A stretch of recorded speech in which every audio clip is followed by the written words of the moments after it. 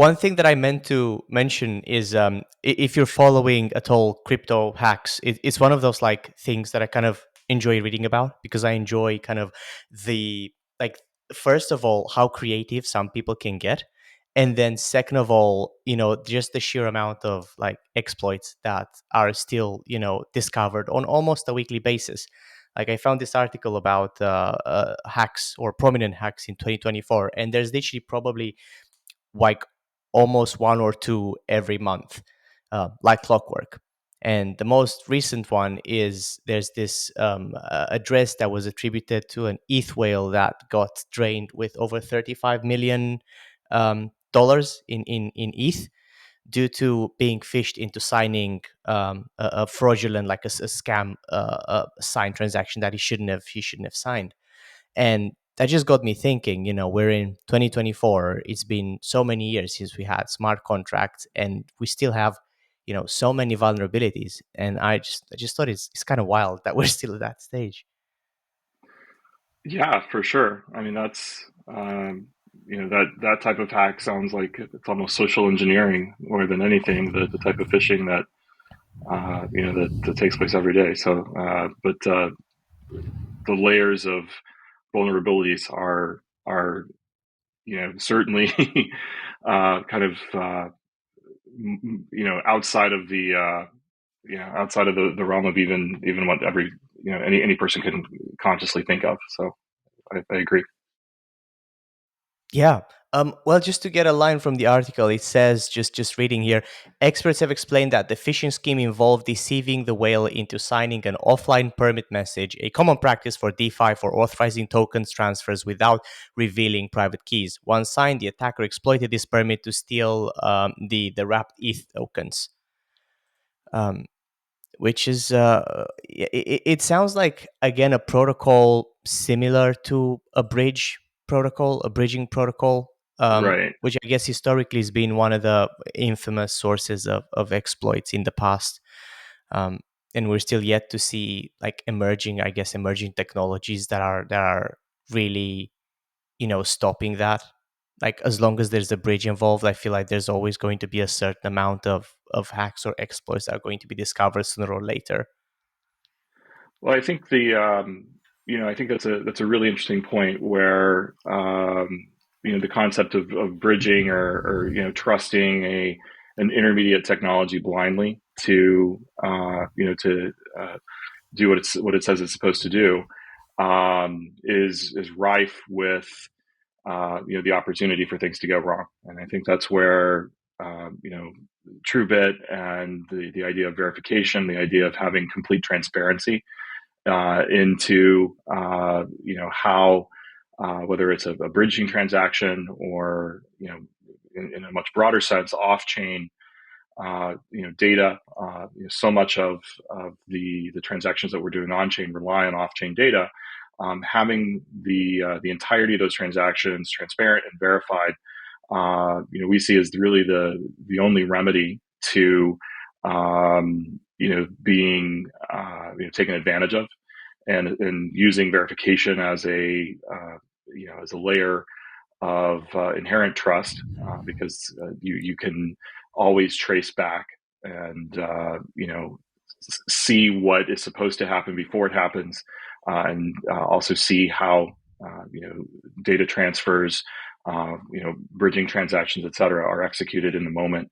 That's critical to moving beyond this this early stage of um, you know really easy attacks on everyday transactions in the ecosystem. Right. So your work with Truebit revolves a lot around that, doesn't it? Like kind of finding a safe and transparent way of dealing with that. So maybe you want to. I think this is a good point, a good time to kind of get a little bit into the product that you're working on, and like how it came about, but also your overall and your wider experience in crypto and blockchain, and like how you got here. I think that would be interesting. Yeah, absolutely. So Truebit's a really interesting project, really interesting company. Truebit's been around really since the early days of Ethereum. Truebit started as a research project Our founder is credited with writing one of the first academic white papers talking about how to securely scale Ethereum transactions, and really has laid the kind of the foundational research around verification of off-chain compute. Fast forward to today, Truebit is creating what we see as a verification layer that secures off-chain data, which is the data that we see as being really behind every on-chain transaction. So app developers use Truebit to certify data that they source from real-world systems, maybe through APIs, to safely move data between different chains, and to transparently automate complex transactions.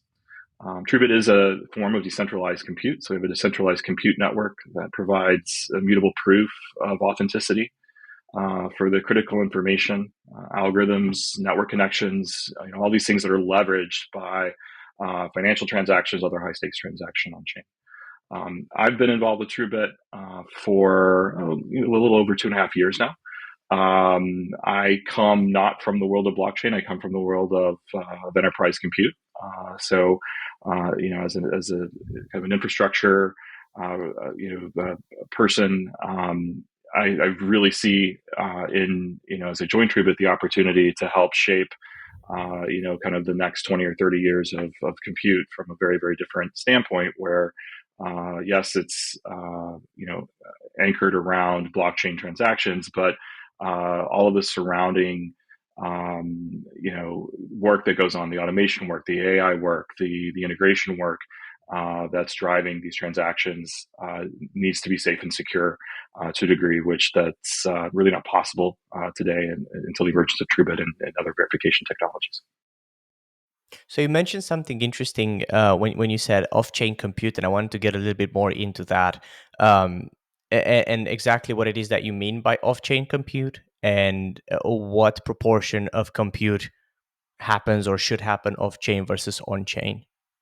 Yeah, absolutely. I think this is a really great point. Off-chain compute, I think from some really early definitions, really just referred to anything that was happening off a particular chain. So it was, relative to Ethereum, anything that wasn't happening on Ethereum was considered off-chain, even if it was happening on another blockchain, right? I think we take a much broader definition of off-chain compute, where we see the kind of the entirety of processes that certainly today don't fit within the constraints of what's possible, or at least practical on chain.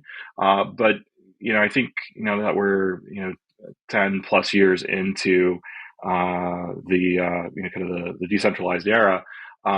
We don't think that it's a safe assumption to say that over time all compute will be on-chain compute.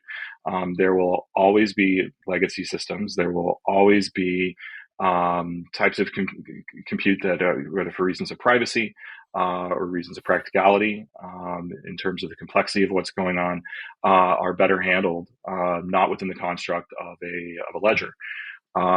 So we look at off-chain compute as being really the 99% of code that makes up a decentralized app.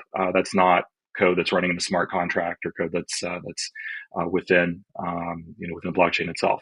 Yes, that does include some of the bridging code, or the code that needs to be there to move data between blockchains.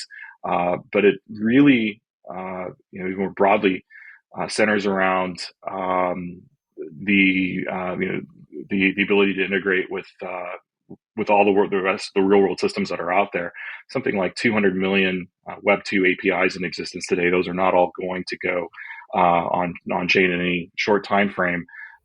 So as you would want to reach out or need to reach out into those systems to pull data in, how do you make that data reliable and provably reliable? I think that's the base layer of the verification that we're doing. But I think when you kind of keep peeling the onion back, which this is really a multi-layer problem, you try to get back to the core of where does the data come from? Is the data reliable? You see AI and machine learning models that are increasingly important to transactions that are taking place on chain. Many of them having impact perhaps in real time.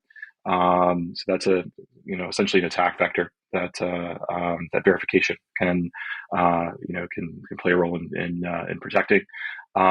You see the uh, the ability to connect and move information in automated ways becoming really important. And then as we were starting to look at new applications as the world of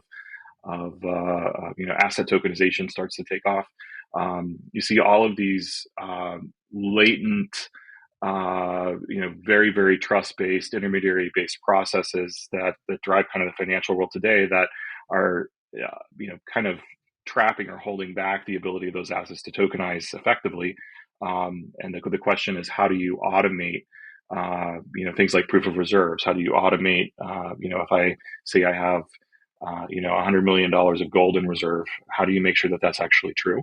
How do you, move beyond so even some of the kind of the basic financial account proving into kind of really even checking in real time how underlying assets in the world of commodities, for example, what the condition of crops might be that are tokenized and available for sale. So it's really like a long view of we start today with these integration points, but you got to keep peeling that onion back farther and farther. You get down to where does uh, our kind of ground truth originate, and how does that made secure and proven true? Yeah, no, that is a very good point. So I guess my follow up question to that would be: let's say that you have an application that is mostly a Web 2 application, but just does fetch some Web 3 data. But for all intents and purposes, it's traditional website Web 2. I just go and fetch some like NFT information to display on my website, and then let people like mint the NFT if they want to. Would that need to then have a Web 3 counterpart? Would it have to exist on Web 3, or would it have to have a proof that something has happened? Apart from obviously the on-chain actions that are recorded on the ledger. Yeah, that's an interesting point. So from the standpoint of Web 2 reaching into Web 3, it's a little bit of a different story in some ways, right? I think maybe we can go back to the example of that unfortunate fraud that took place that you were talking about in a minute to kind of illustrate this. But in a world where I have built essentially a Web 2 application that's going to call into Web3, the critical point for verification there isn't actually necessarily in retrieving the Web3 data. I think that's something that is already kind of fundamentally verifiable, because you can go and see Hmm. if I'm retrieving data back, that is that the data that existed on chain. It's really in reverse when I'm going to take data from my Web2 application, and now I'm going to use it to mint that NFT, or to create that token, or to transact.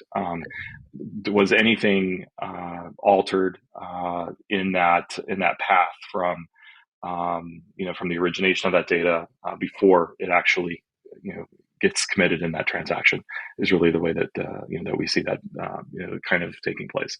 I think the reverse that you're talking, to the fraud question that you brought up earlier, though, there is an interesting point to kind of think about in reverse, which is um, if you're being presented within a Web 2 interface, a construct that you're about to transact based on a construct. How do you prove that the construct? And I think you were saying that this was a bridging technology that was the source of that hack, and someone had misrepresented the bridging technology was what I was hearing. How do you make sure that you're actually seeing what you're being told? And that is a place where verification can actually come into play and create that safety layer. Yeah, so you know how in Web3 in blockchain, there's like the word abstraction layer is just being thrown Yeah, around a lot recently, and the idea of making it easy for people to onboard and easy for people to understand, to the point where they don't have to have like certain specialized knowledge to use Web3. And you know, I'm a big believer that that's where we're going, but I also recognize the risks of onboarding people who have no idea of what the risks like could be potentially, sure.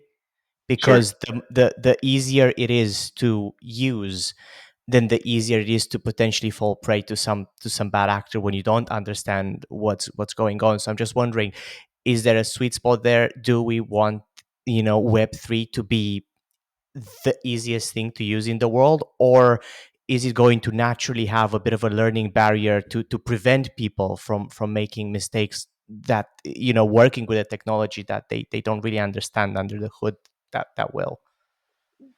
Well, I think when we're in a world where what one would assume is even a relatively sophisticated Web3 user, that ETH whale that had Right. 30 some odd million of Yeah. tokens drained from their account because they misunderstood the context of the transaction that they signed.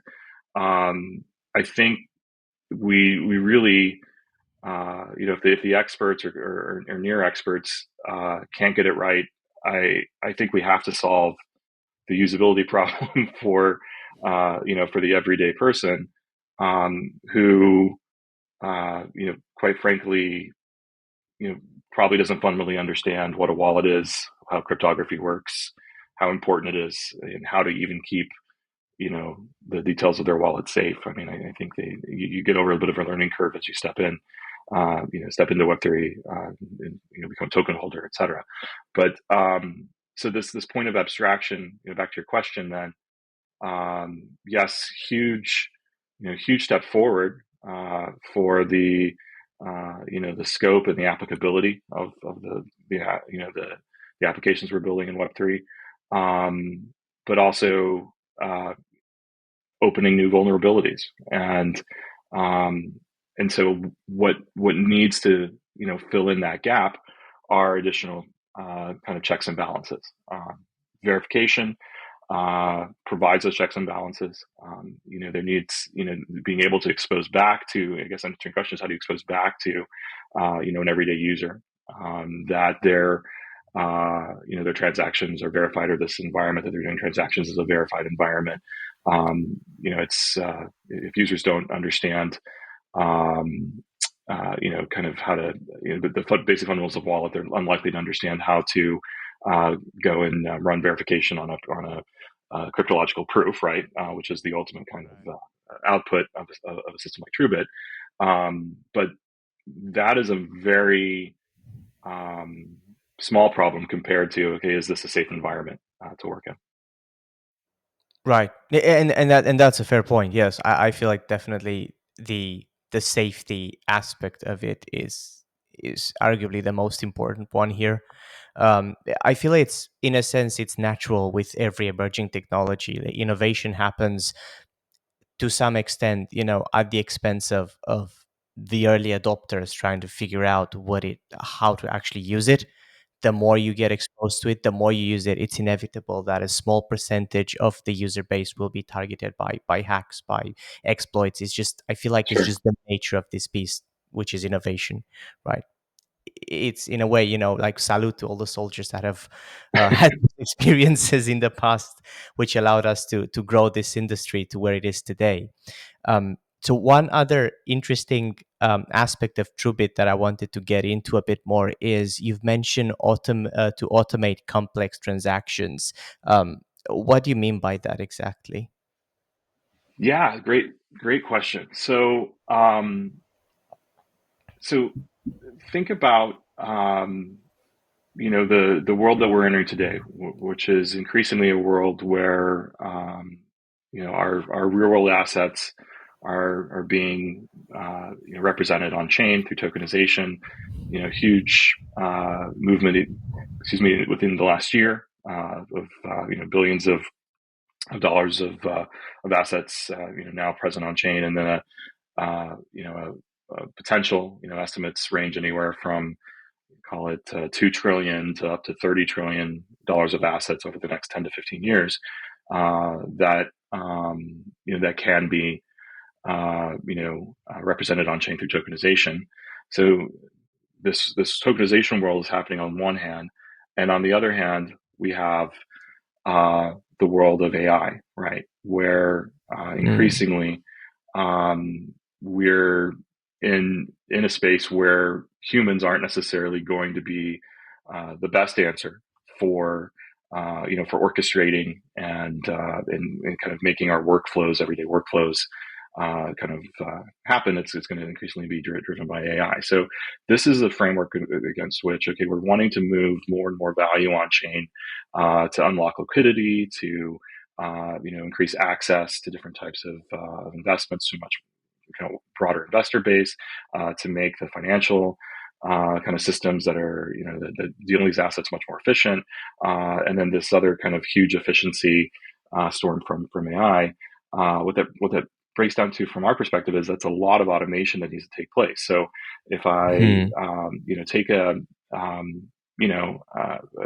of recently went through a kind of discussion with a group where we walked through what would it take to, for example, completely automate purchasing a car, where you ask an AI chatbot, hey, this is the type of car I'm looking for. Maybe you start with, you don't know what you're looking for. You're looking for, an electric SUV or something of that sort. This is the amount of money that I have to spend, and I want it to be maybe not a new car, but a used car, et cetera. All these details you give to the chatbot and you say, go figure this out. And I want the car here by 5 p.m. today. I mean, it's a little bit of a silly thought today because, you wouldn't really be able to do all of that in today's world. But with the kind of all of the Web 2 systems that are coming online that are already there in many cases to allow for this automation from an API standpoint, with the tokenization of auto loans, with the tokenization of auto titles, right, which is actually Mm. starting to happen. You see in kind of the state of California starting to, actually adopt blockchain-based auto titles. This becomes a possibility. Oh yeah. How on earth would you have all of those different transactions, all of those different components working reliably, if there weren't safeguards to make sure that every component along the way is doing what it says it's going to do, and then more importantly, to make these things go at the speed that we want to go. A lot of the in that world today of buying an auto, a lot of the transaction is actually gated by human verification. Some person is actually checking to see, do you have money in your bank account? Do you actually have a credit score that warrants this type of loan? Is this, was this car actually, totaled or not before you got it? Right. As the space for that human verification starts to shrink because the timelines are shrinking, that's where automation really drives the need for the type of verification that Truebit does. Right. Yeah. Yeah. That's a really good example. I could. I mean, any. I feel all right ish developer could probably spin up like a really crude prototype of that app in a weekend, if they had a bit of time in their hands. You just need, okay, you need some source of liquidity. You could go to some liquidity pools, Yeah, get that liquidity and a loan, turn it into fiat, convert it to fiat, connect to some kind of car dealership API, get an AI in between to understand your commands as prompts, and then execute that with calling the functions, get the AI to call the functions, and you could have a car, right at the front porch before the end of the day. that's fair, which is amazing. But at the same time, are you going to trust the car that shows up?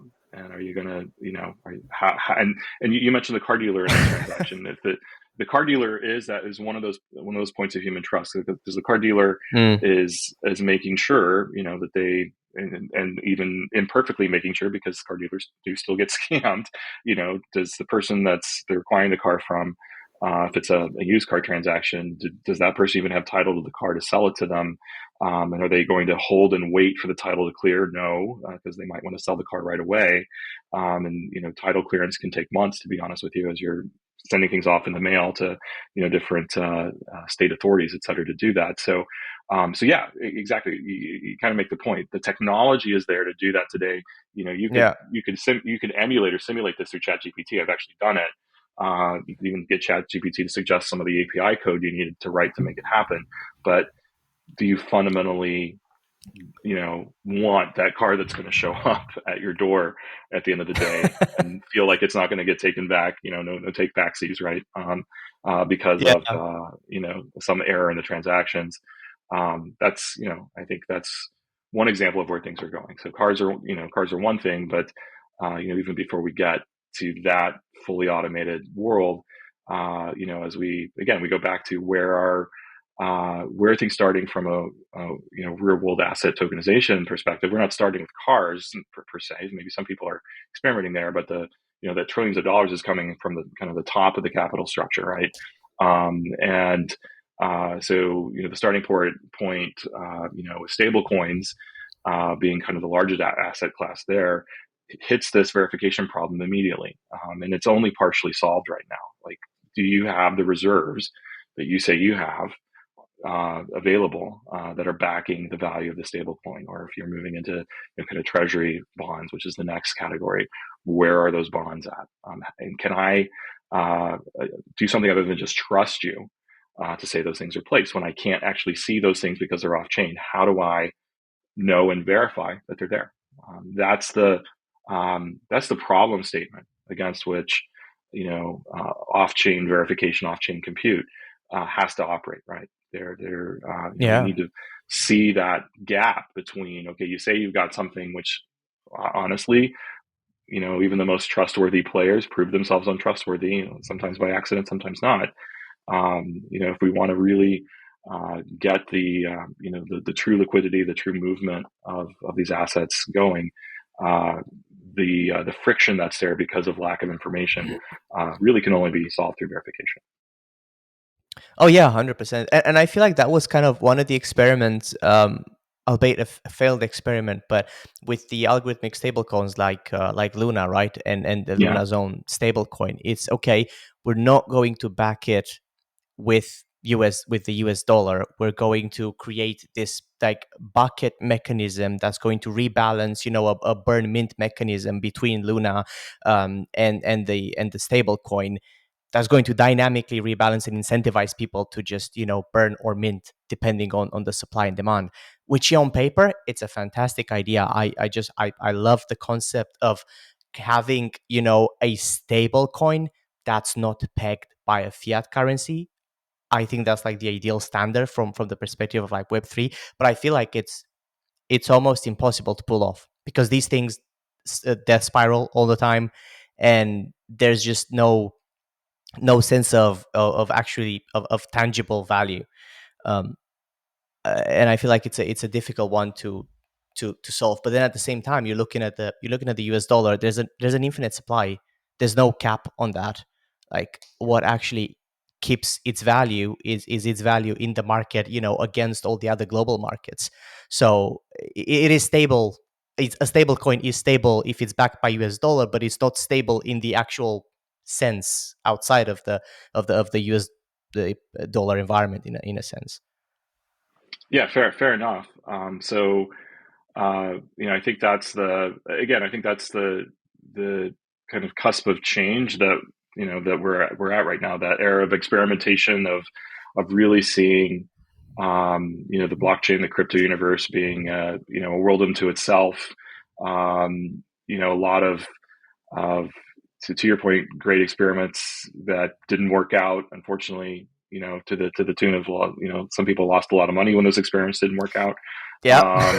If we're asking the world to take on this incredible technology infrastructure that we've created to become the underlying rails for the global economy to operate on, which is what we're starting to do and starting to see a desire. Maybe it's early, but starting to see a desire of kind of existing financial mechanisms to adopt this technology because of all the kind of really difficult problems it solves for existing kind of financial applications.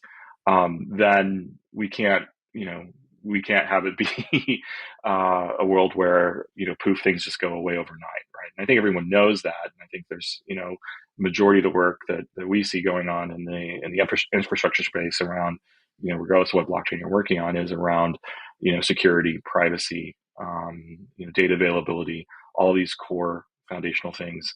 And verification is one of the we see one of the pillars of all of that work. Oh yeah, it's just so important, 100%. What are your thoughts on Ripple? By the way, you've mentioned underlying layer for global currency, and if you talk to any Ripple maximalists, they're gonna tell you, oh, it's gonna be Ripple. Like Ripple's going to be the coin that all the banks use, and that everyone kind of all the financial systems are eventually going to embed themselves into and make use of Ripple to transact globally. Well, I think that sounds great for Ripple, and for the folks that hold hold their token. I don't personally make prognostications around any particular kind of token or technology because I think there's no way of knowing today. Because again, we've kind of created a little bit of our own universe here, and we've created some really interesting experiments to your earlier point for how things might work. But does any one technology become the it the it foundation? My, I guess, perspective is no. That there is such a variety of technology that the strength of blockchain, the strength of crypto, is actually how resilient it is, because there are so many different chains. There are so many different node operators that are securing the chain, staking into those chains, that it's kind of the entirety of that that makes ultimately makes things safe, versus let's all pile into nothing against Ripple. It's a great success story in its current form, but yeah, I think whether it's Ripple on one hand, or any technology, any platform, so hard to say that that's that's the one that's gonna play things out. Oh, agreed. Definitely. I feel like that does apply to any technology, and any, especially any blockchain, because each blockchain has its own, level of like ultimate believers, like maximalists who believe like this is it. And if you're just a bit, if you just detach yourself a little bit from that, and you look at all these different communities, like Bitcoin Max is saying Bitcoin is the best, ETH Max is saying it's the best, Solana's like, well, probably like, you don't know, like maybe none of them are, maybe they've all feel, maybe they're all going to communicate with each other in this abstracted layer, and it's not going to matter which coin is which, or maybe there's going to be a completely new solution that's going to come out. um I just, yeah, I just think it's great to have that conviction, especially if you're I feel like if you're also like financially invested, it's hard to detach yourself. Like most people, they tend to kind of really believe in that thing because they put their money where their mouth is. But you also have to accept the fact that it might not, you know there's space for more than just one. I don't think there's just one unique coin. I just thought, since you mentioned like global financial system, I thought Yeah. if Ripple is something that often comes to mind, in your case. Yeah, no, all fair, all fair. I mean, Ripple certainly comes to mind, but again, among others. So Yeah, fair point. So let me go back a bit to compute and some of the things that like Truebit provides in terms of like functionality. Because I thought it's really interesting, and I wanted to get a bit more, hear a bit more from you. So you've said that obviously it's a decentralized computing platform. So in a sense, like AWS, but on decentralized networks, right? On a yeah, I decentralized think that's network. the always the starting point comparison. So to be more specific, within AWS is a huge world, right? But if you want to kind of specifically compare kind of a starting point for Truebit, Truebit operates a bit like AWS Lambda. So AWS Hmm. Lambda is what's called serverless compute. So you as the author of some code don't have to worry about any of the particulars around how that code executes. You just submit your code on the AWS side of AWS Lambda, and it magically works. Same thing with Truebit. Truebit Verify is our compute platform. So developers will write code in languages like JavaScript or Python or Rust or C++, or we'll write API calls that can be made through our platform, and our platform manages the execution of those calls. And the decentralized component is then where we see as that layer of security, right? It's not, you're not trusting Truebit to, like, you have to trust AWS to go run these calls.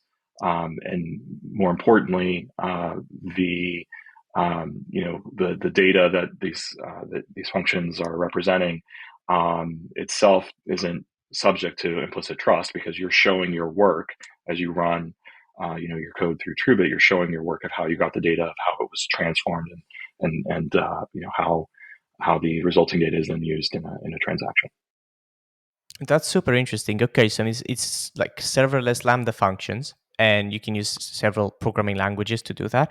Are you able to deploy private and public applications, or is there a limit there? Is there a limitation there at all?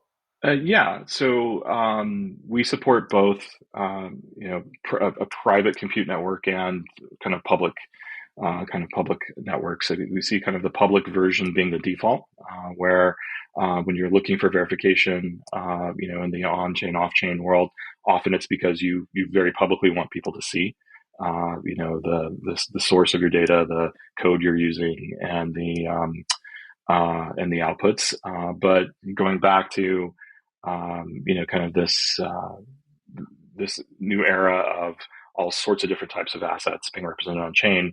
It might be a private equity asset, with a relatively small investor base that's being represented that still needs verification for trust amongst those investors. That doesn't need to be public. So in that sense, a private network would be how we implement and execute that.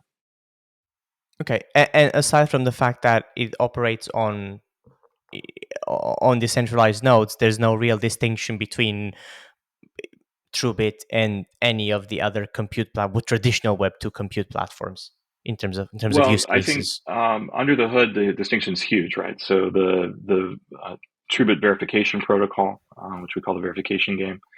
Hmm. This again is what allows us to say and provide, not just say, but provide proof back to back to you that this compute transaction, this function call or API integration that you're doing is correct, right? So Right. traditional compute platforms don't do that. And aren't really geared to provide any sort of proof other than the AWS says that they did what they were supposed to do, and you as the person that wrote that code, kind of have complete control over what it does. So people need to trust you, the coder, as much as they as anyone, and that's not necessarily a fair trust assessment. Right. Yeah, because it implies trust is necessary. Yeah, that's a great point. And as a node operator, are there any requirements to become a node operator for Truebit? Can anyone apply to become a node operator? Like, what is the relationship between Truebit and the nodes and the code running on these nodes? Yeah, great question. So we're in the very late stages of our beta right now, and so we're still working through some of those details. I think in general, we'd be looking at the patterns around staking that we see as being a really Hmm. successful pattern for committing resources into our network. The Truebit verification game itself, again, going back to Truebit's original research, this is in 2016, 2017 timeline, really some of the original research around how, game theory in terms of using incentives and penalties can help ensure, a norm of good behavior amongst all of the node providers. So that staking, function then is also drives the rewards and the penalties for any misbehavior that might be taking place. But all the details of how much, all of those things are still kind of being ironed out as we kind of wrap up our beta. Well, that's exciting. So when are you guys planning to launch then? Our plan right now is for beta to wrap up in early Q1 of next year. So launch will come shortly thereafter. Awesome. And is that closed or open beta currently? We're in a closed beta right now. We're going to go to an open beta as the final step, and then launch from there. Yeah. Nice. That's very exciting. So, in terms of obviously reward mechanism and such, and however much you're allowed to speak about at this current time, because they run. You've said they run serverless, right? They don't run on specific. You can't select a specific node or computer to run your code on. How do you determine which node was given the job and how much work they've put in that? How much compute they contributed Yeah, with? yeah, great question. So yeah, this is all of these details are actually at this level are available in our most recent technical paper that describes what we call the Truebit Unchained protocol. Hmm. that kind of talks about, again, how that verification uh, is brought forward into the serverless environment. But at a high level, so nodes are randomly selected. We actually look at kind of the blockchain, as a source of randomness.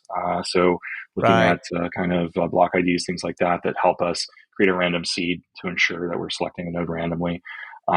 There's this concept of transparency as node selection is taking place. All of the nodes that are available for selection are made transparent. The algorithm that we use is transparent, et cetera, so that there's a guarantee that we're not playing favorites. And in general in the design, because there are some, this kind of dispatching mechanism, who gets the work is an example of it. There are some kind of important functions that Truebit is managing. As part of that, there is a layer of, we look at it as kind of policing that's going on, so that Hmm. anything, so the dispatcher that's going to be giving out the work, their work is audited by the nodes as well, or auditable by the nodes as well, so that all the actors in the system have the ability to kind of check and balance each other. That's very cool. Um,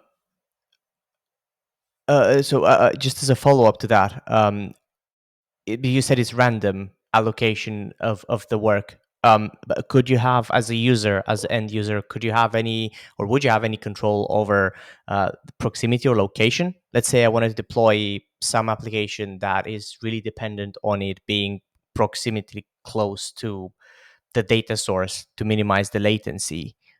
Is that something that there's an option for me to do? Um, sure. So as we, expand our node network globally, I think, assuming that there is a sufficiently safe quorum of nodes available in a region, we're going to optimize the routing for as close to near real time response as possible. So some of that is kind of built in into the system, and I think there's always the ability to provide metadata to kind of express what you're looking for as you dispatch a task within the Truebit compute network. Some of those are more kind of problems for kind of eventual scale versus Right. in the starting state of the network, though.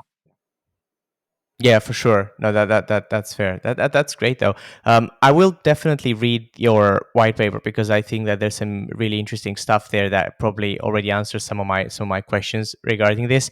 I'm just thinking in terms of like the interaction with with the nodes as a user. I feel like it's really important and really exciting as well for me as a user to understand how the nodes compute my data and what control I have over these nodes.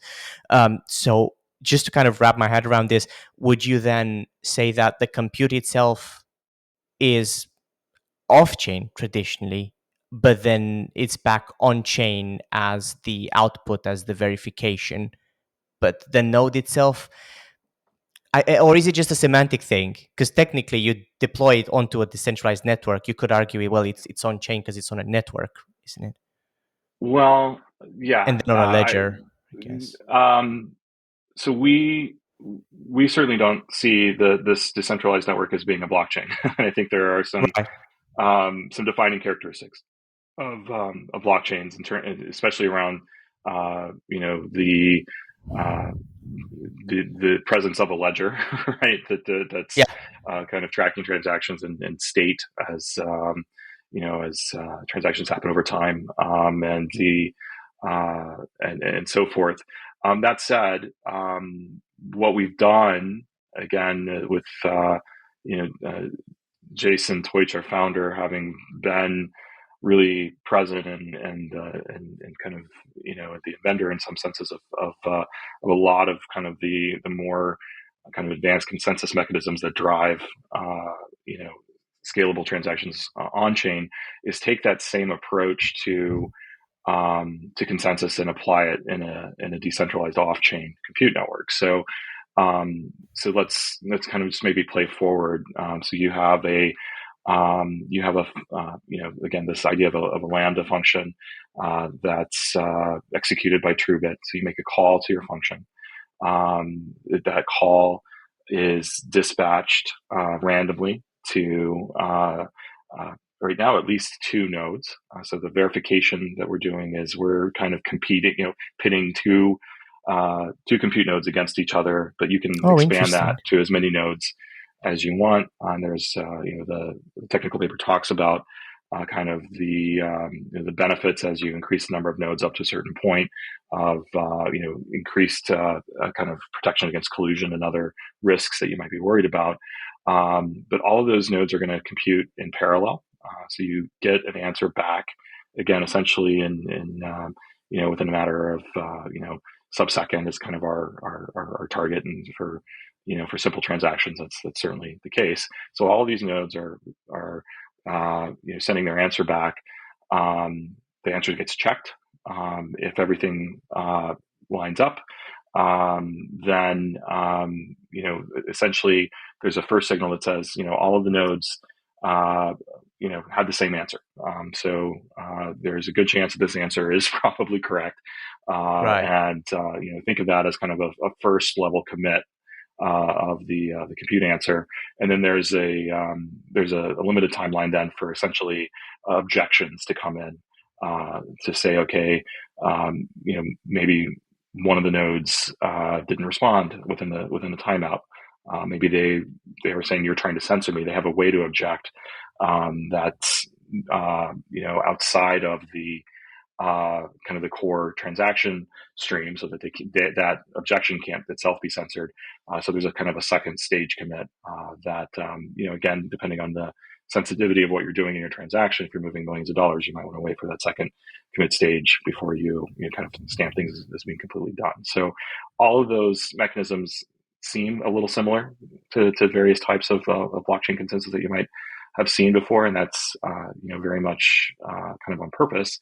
But the difference is, this result. Yes, you can then take the output of that and use that as the basis for an input to a blockchain transaction, or you have no requirement to do that.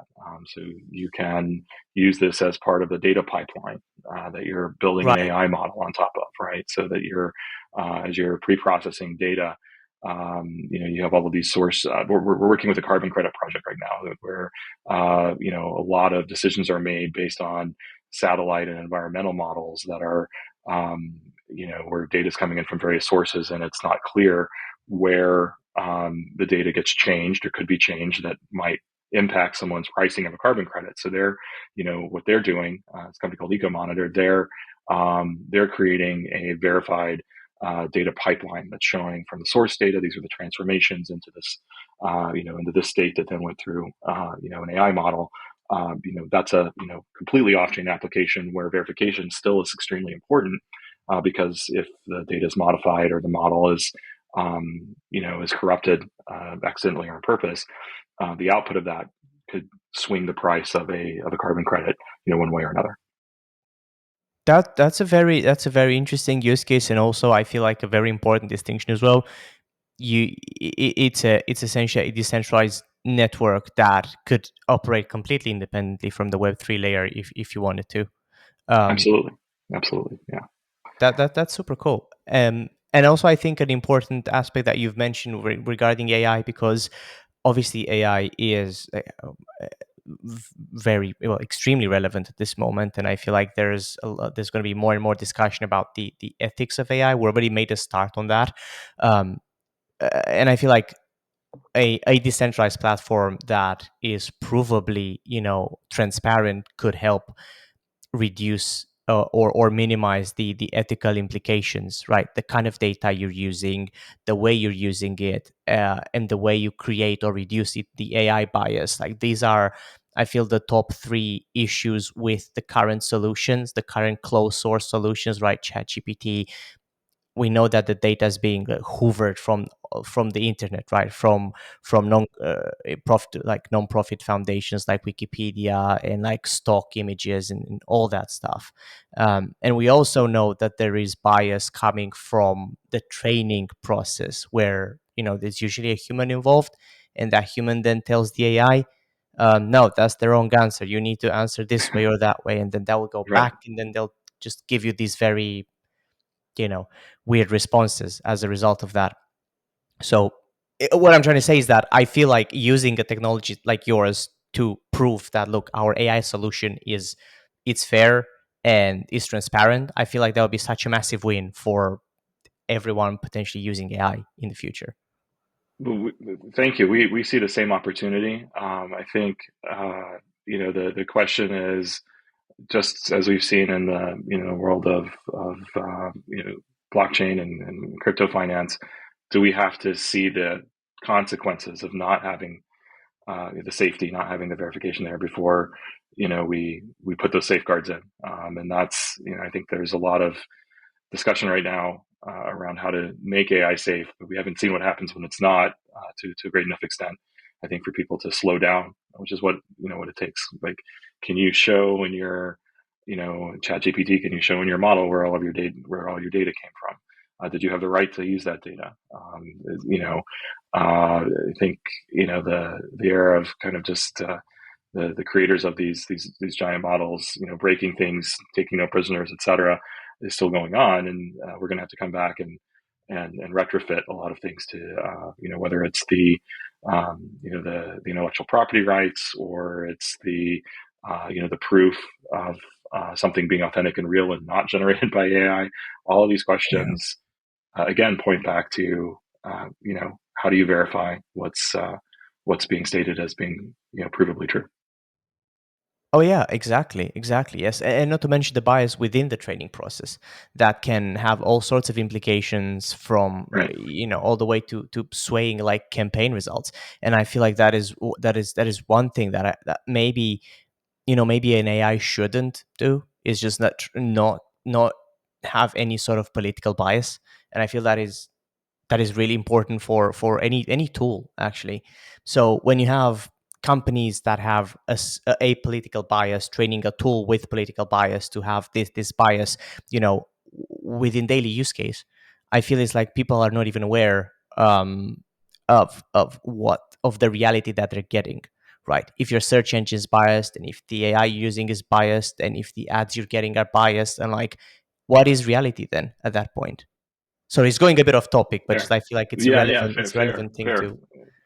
And yeah, and all of the the misinformation that is presented, with an Yeah, agenda on in any direction, right?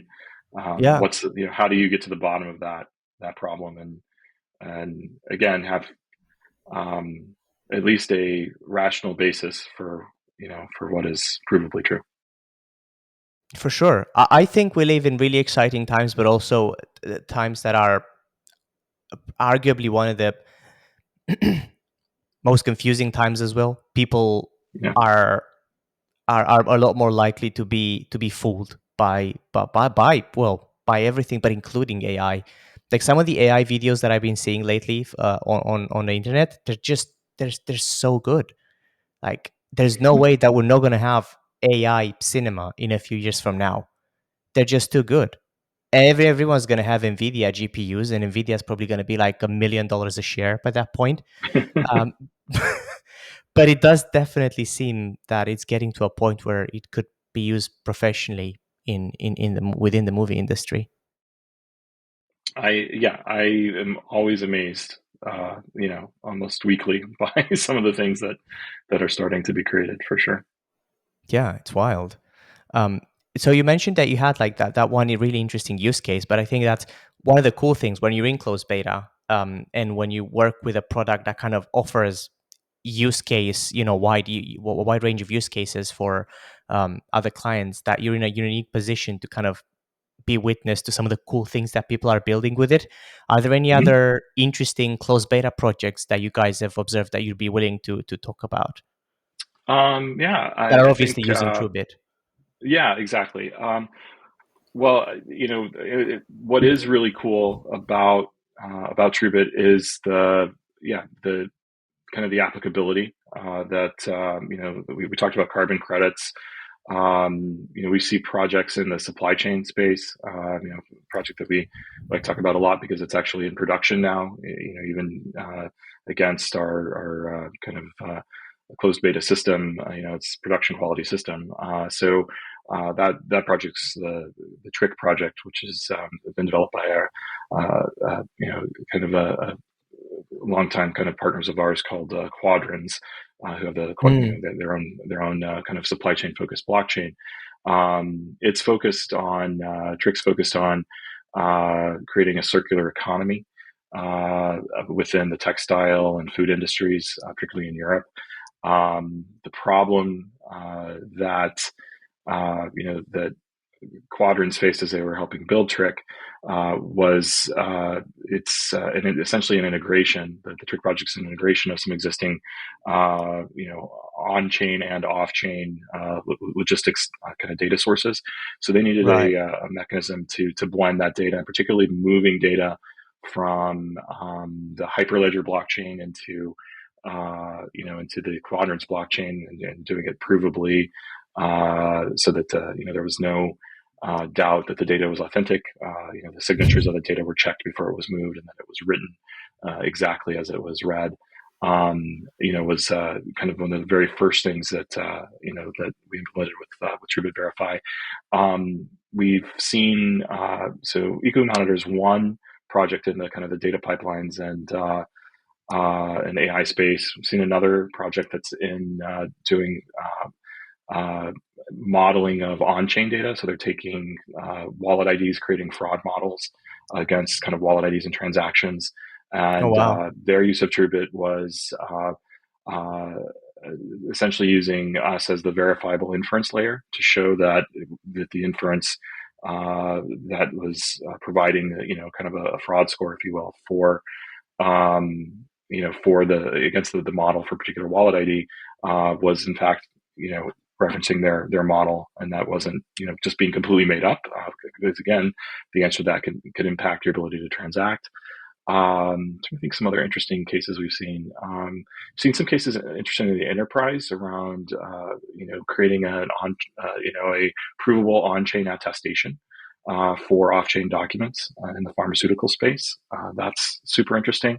Where Truebit's playing the role of essentially the notary that's certifying the attestation of the Right. document.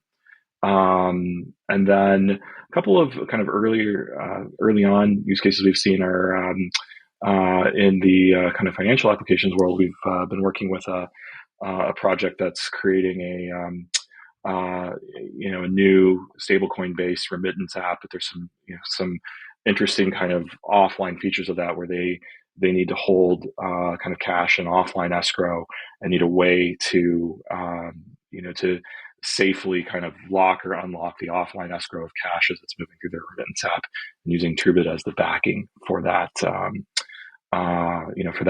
That escrow transaction. So it's really kind of kind of runs the gamut of both technology layers that we're sitting at, but also kind of the different industry problems that people are trying to solve. That's really fascinating. There are some great innovations just happening. It's just fantastic. It's really cool to see how many more use cases like a new technology unlocks, and it's always exciting to just listen to that. Are people still able to apply to become part of the closed beta? Yes. So we're still kind of taking in a few final applications for our last cohort in our what we call our early access program, which is our closed beta. And then again, as that kind of gets underway in a few weeks, then that'll be the last round before we open up for open beta. Awesome. And do you want to share the links if someone wants to apply to participate in the early access? Where would Absolutely. they Yeah, go? we'll share links, and please don't hesitate to reach out. Even if you just want more information, we'd love to talk to you. Awesome. Well, thanks a lot. I think this has been fantastic, and I wish you guys all the best. I'll keep an eye out for your launch. I'm sure it will be incredible. Fantastic. Thank you so much. Have a good rest of your day. Bye, everybody. Bye. Bye.